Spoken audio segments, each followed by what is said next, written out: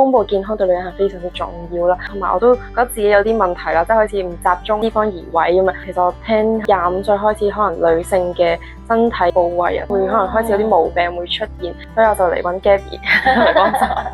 係。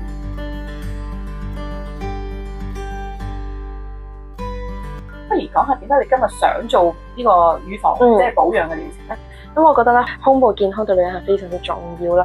尤其是我而家都25歲啦，即係要開始更加去 take care 呢一個部位啦。所以我就想試下按摩，同埋我都覺得自己有啲問題啦，即係開始唔集中脂肪移位咁啊。其實我聽25歲開始，可能女性嘅身體部位啊，會可能開始有啲毛病會出現，需要更加注意自己嘅健康。其實都係嘅，25歲開始個荷爾蒙咧係會改變，都會有少改變嘅。係啊，即使你冇懷孕啊冇性，其實我哋嘅女性荷爾蒙都開始做緊一個改變，大家都開始要做翻啲護理同保養。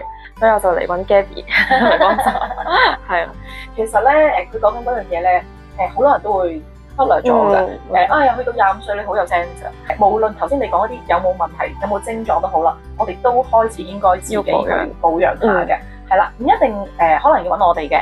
你可以喺屋企自己用啲油按摩下。咁當然揾到我哋咧，我哋有檢測啦，專業咯，我都覺得係啦，更加專業啦。我哋有一個報告啦，定期可能會做幾次嘅療程，我哋都會幫你再做翻個檢測啦，令到你更加安心同埋更加準繩，知道自己有咩需要改善。咁當然我哋都會建議客人咧定期做啲嘅婦科檢查嘅。係啦，都要揾專業嘅醫生啦，去幫你做胸部啊、子宮抹片嘅檢查，因為我哋喺我哋嘅訪問過程入邊咧，我哋都會問到月經啊，有冇食緊一啲咩藥物啊，日常嘅生活習慣啊，咁等等。而我哋發現可能客人去做保養唔夠時候，我哋都會推薦翻佢睇醫生嘅。係啦，咁呢一度我哋都要戴翻個頭盔先。美容嗰個保養咧，我哋相輔相成。係啦，相輔相成嘅，咁大家都會可以理解到呢件事咯。